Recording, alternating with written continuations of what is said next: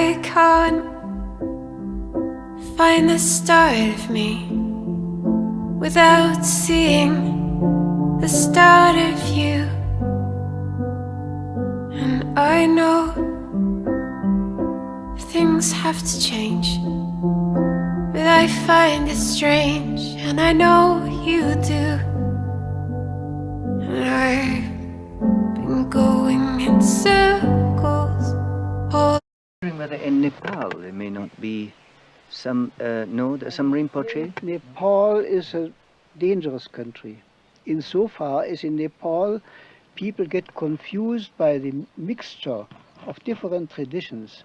I don't say that there may not be in Nepal some very genuine lamas, especially in the interior, but you don't find them in Kathmandu. What would you recommend to the young people in America in terms of a practice and a method of attaining enlightenment? Well, I think we have to first to start on a simpler level. That means let us not already think of enlightenment. Let us first of all think of our peace of mind, peace of heart, of our loving attitude towards others. It means to all these simple foundations, you know.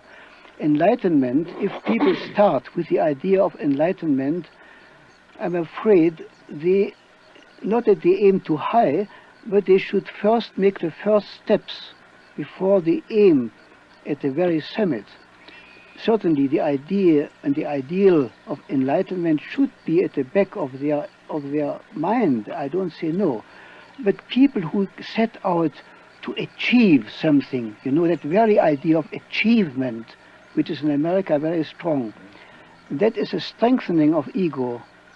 And we should rather be receptive, like a vessel that receives the divine power of the universe, which is also within us, you see. Then the next steps will follow automatically, because once you get into the trend, into the direction, you will have more and more. You will automatically go from stage to stage, isn't it? You will be drawn by the beauty of the aim. You will be drawn by your own inspiration, and then you will get, without knowing it, higher and higher, or deeper and deeper, as you may call it. Taking LSD is really a form of yoga, but there are many other forms of yoga.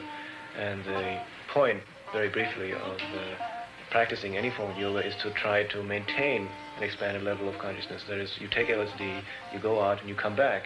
And then what? And then the immediate next question is, can you maintain it? Can you maintain even a fraction of that expanded level of awareness for any length of time?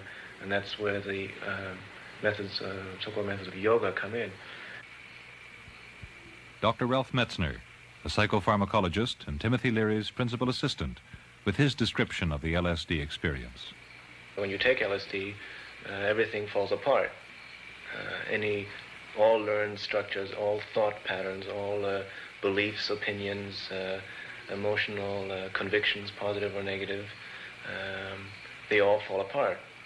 How a person sees himself, what he thinks of himself in relation to the world, how he sees himself. And those are the ones that to which you cling most tenaciously, and those are the ones that go last. But essentially what happens when you take LSD, it all goes, it all breaks apart, and you're left with nothing. Then when you come back, what happens is that you go back to the same patterns that you left. But you then have the knowledge that something else is possible, and the possibility of perhaps changing.